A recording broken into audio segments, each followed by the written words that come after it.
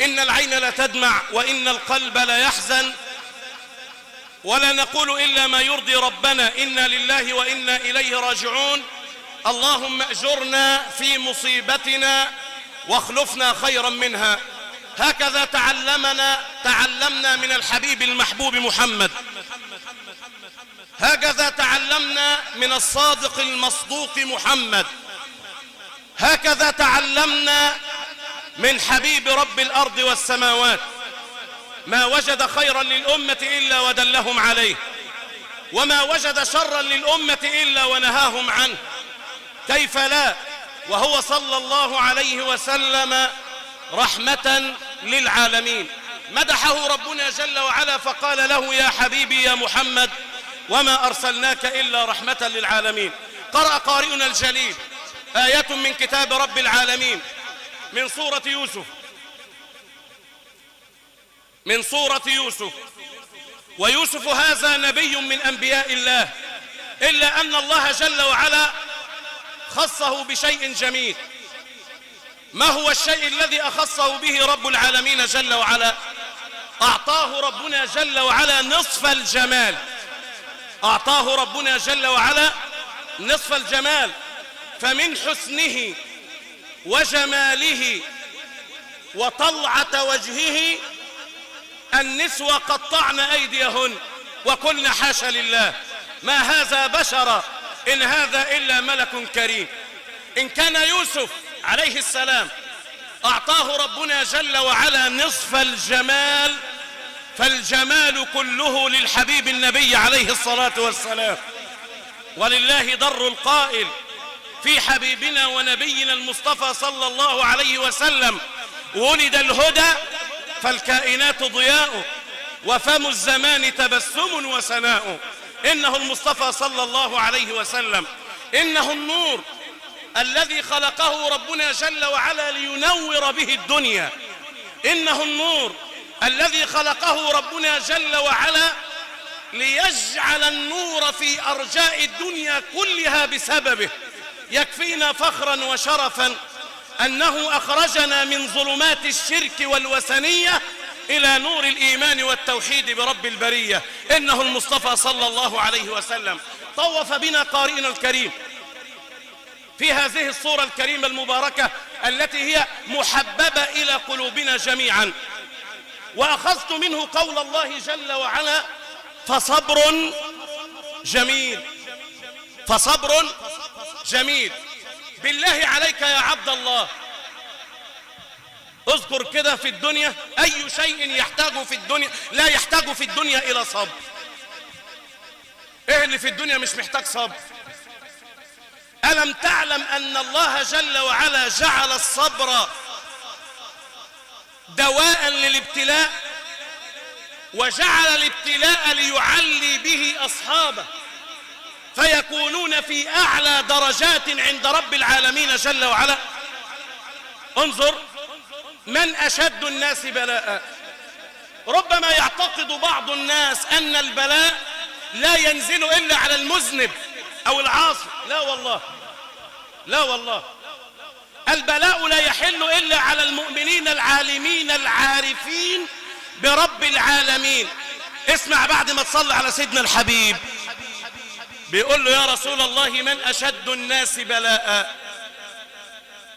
قال: الأنبياء. ثم أي يا رسول الله؟ قال: الأمثل فالأمثل. يبتلى المرء على حسب دينه، فإن كان في دينه صلابة اشتد بلاءه. يعني ايه؟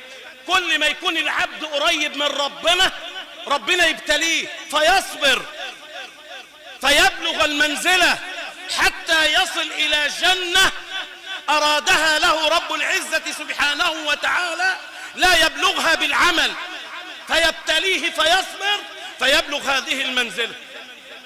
إذن البلاء للأقوياء، البلاء للرجال.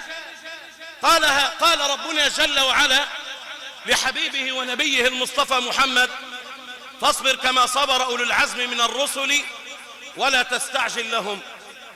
قال له: فاصبر على ما يقولون واهجرهم هجرا جميلا. فاصبر لحكم ربك فإنك بأعيننا. كل شوية ربنا يقول له يا حبيبي يا محمد اعمل ايه؟ اصبر اصبر. عشان كده سيدنا وحبيبنا النبي صلى عليه غفر له ربه جل وعلا ما تقدم من ذنبه وما تأخر. سيدنا وحبيبنا النبي مش أفضل الأنبياء على الإطلاق على الفاضي، لا، كان في عمل، كان في شغل، كان في صبر على الابتلاء. انت زعلان عشان ابوك مات، سيدنا النبي ما شافش ابوه اصلا، صلى عليه. سيدنا النبي ما شافش ابوه اصلا. انت زعلان ان امك ماتت 4 سنوات ولم يرى امه. اليتيم صلى الله عليه وسلم. زعلان عشان عندك ولد مات، سيدنا النبي 6 ماتوا في حياته ولم تبقى الا الزهراء توفت بعد مماته او وفاته ب6 اشهر. احنا فين؟ انت زعلان عشان الناس بتتكلم عليك كلمة؟ ناس مين يا عم الحاج؟ ناس مين اللي انت شاغل بالك بهم دول؟ انت ما تشغلش بالك بالناس، انت المفروض تشغل بالك بمين؟ برب الناس. قالوا على سيدنا الحبيب ساحر، قالوا عليه كاهن، قالوا عليه مجنون، قالوا على القرآن قالوا أساطير الأولين اكتتبها فهي تملى عليه بكرة وأصيلا. كان سيدنا النبي اسمه محمد يسير في طرقات مكة والمدينة يقولون عليه مزمم مزمم مزمم. وما كانوا الصحابة يقولوا له يا سيدنا النبي ده بيقولوا عليك مزمم، فكان النبي يقول لهم إنهم يريدون مزمما وما أنا إلا محمدا صلى الله عليه وسلم. الناس مين اللي انت شاغل بالك بهم دول؟ اشغلش بالك بالناس، اشغل بالك برب الناس. والله والله والله ثم والله كده بقى انت تاخد الكلمتين دول كده وتحفظهم في نفسك عشان تطمئن. والله لو صاحب الفتى جبريل ما خلا المرء من قال ومن قيل. تعرف لو انت اصحابك نازلين من السماء ملائكه وماشيين معاك رايحين جايين معاك، الناس مش هتسيبك في حالك. يا اخي اعمل حسابك ان الناس نفسهم لم يتفقوا على خالقهم وهو رب العالمين سبحانه وتعالى، فقالوا على الله بأنه ثالث ثلاثة.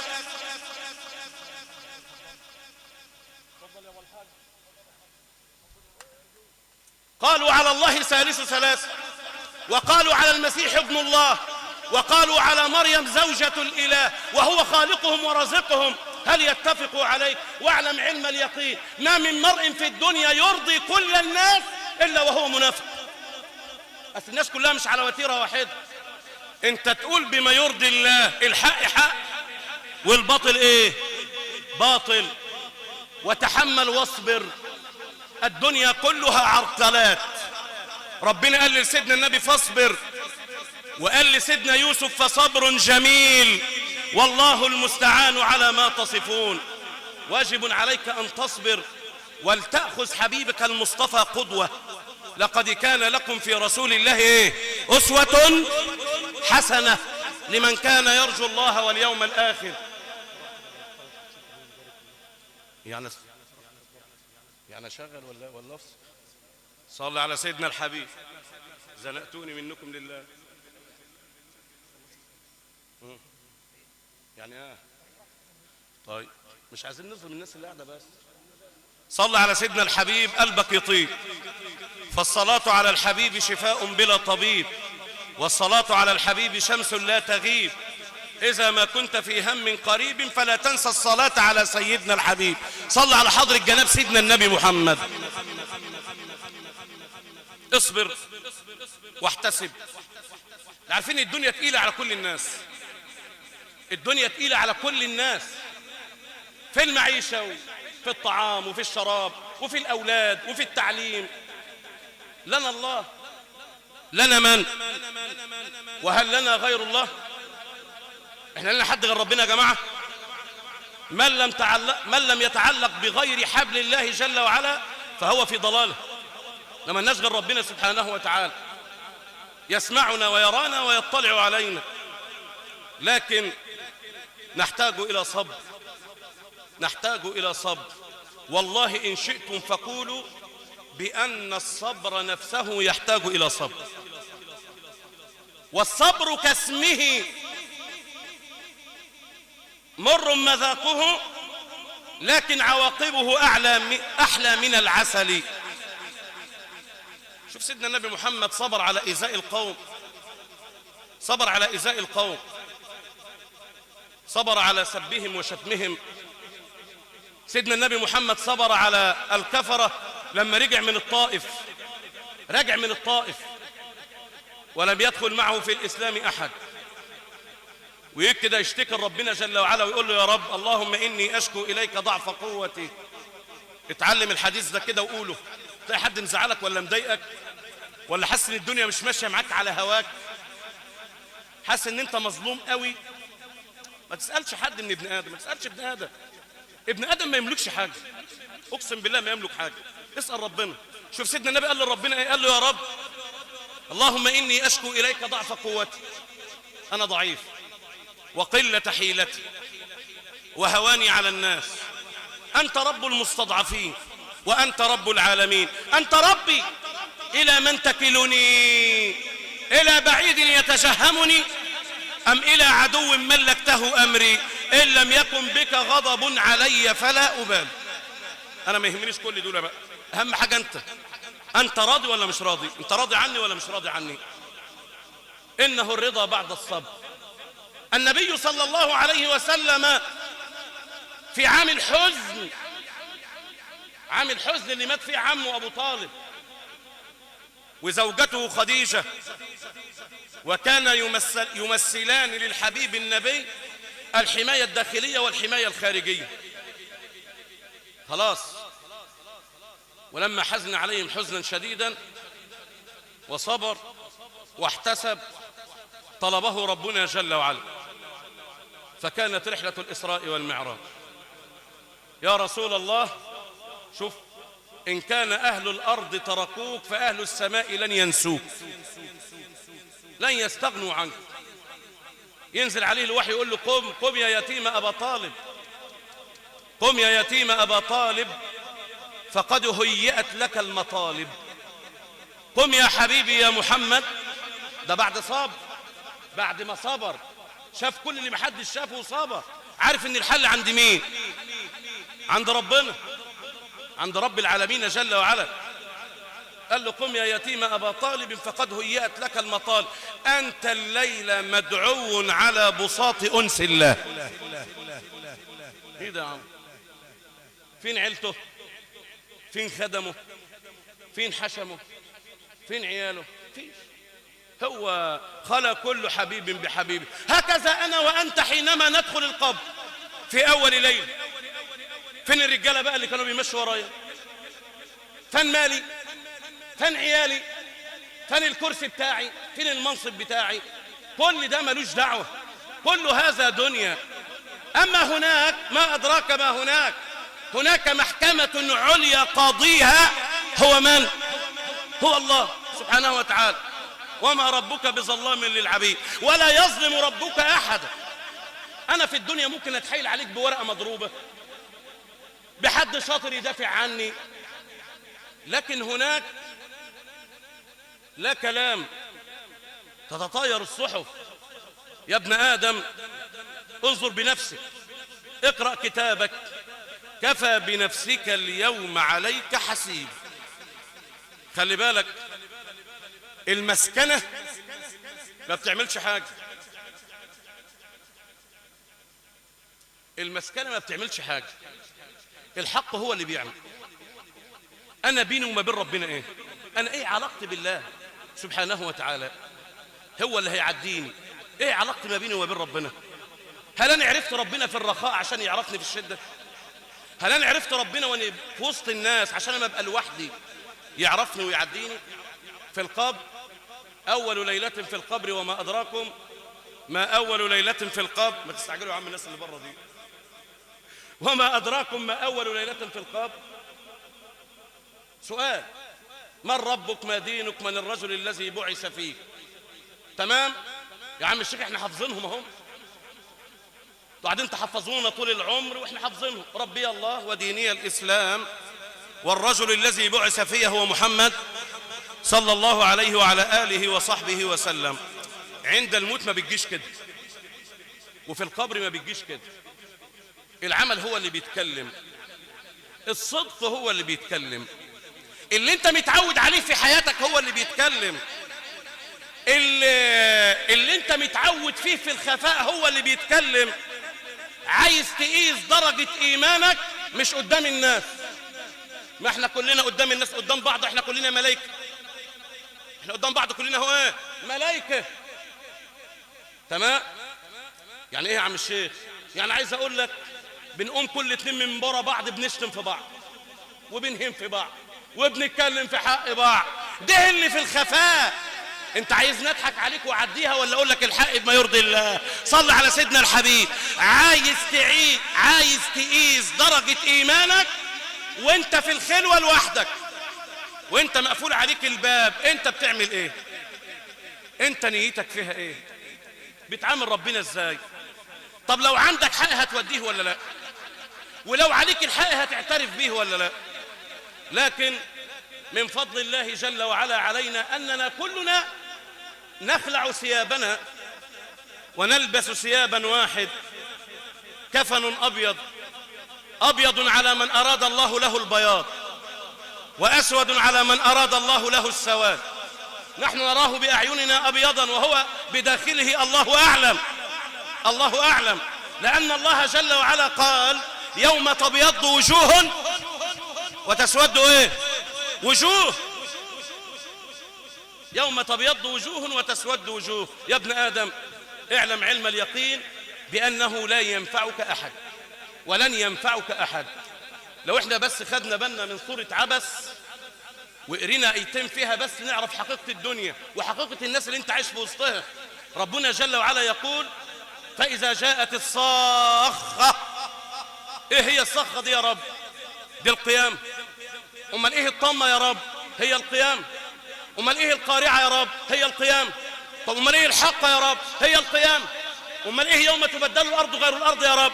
القيام. غير الارض يا رب؟ القيام. كل دي اسماء للقيام. خلي بالك. فاذا جاءت الصاخة. ايوه يا رب هنعمل ايه؟ قال لك يوم يفر المرء من مين؟ من اخيه. اخوه الاول. طب اشمعنى الاخ؟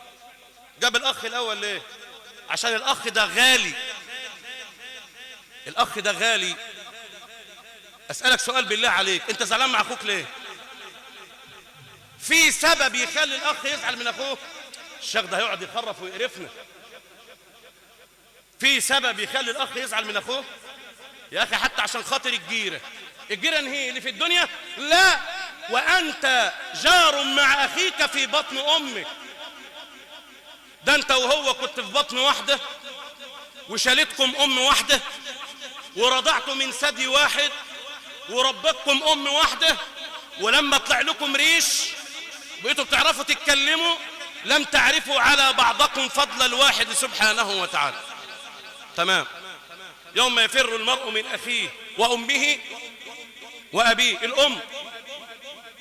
الام اللي احنا يا جماعة مفرطين في حقها. الام اللي عنده اب وام يحافظ عليها، واللي عنده اب بس يحافظ عليه، واللي عنده ام بس يحافظ عليها، واللي ابوه وام ماتوا يحافظ عليهم برضه بعد وفاتهم بالدعاء. على فكرة سيدنا الشيخ محمد النهاردة وهو بيخطب العصر قال كلمتين جمال قوي. قالوا هم شركاء مع ربنا جل وعلا، ربنا خلق وهم ربوا. تمام. انت تزعل امك ليه وتزعل ابوك ليه؟ ايه اللي يستاهل؟ ده هم دول سبب في دخولك الجنة، بعد كده كله ملوش لازمة. الأم في عرفات القيامة تنادي على ولدها وتقول له يا بني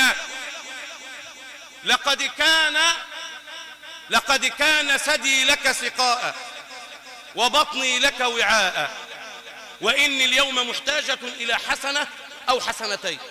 الابن يرد عليها يقول لها ايه؟ نفسي نفسي لن ينفعني اليوم إلا نفسي. الأب في عرفات القيامة ينادي على ابنه أبويا. أيوة أبويا اللي شاء عشاني، اللي جمع لي المال من الحلال والحرام، عشان يخليني كده قدام الناس ليا لازمة، ينادي عليا يوم القيامة ويقول لي ايه؟ يا بني لقد بنيت لك القصور وعمرت لك الدور ونميت لك التجارة، وإني اليوم محتاج إلى حسنة أو حسنتين. قال له لا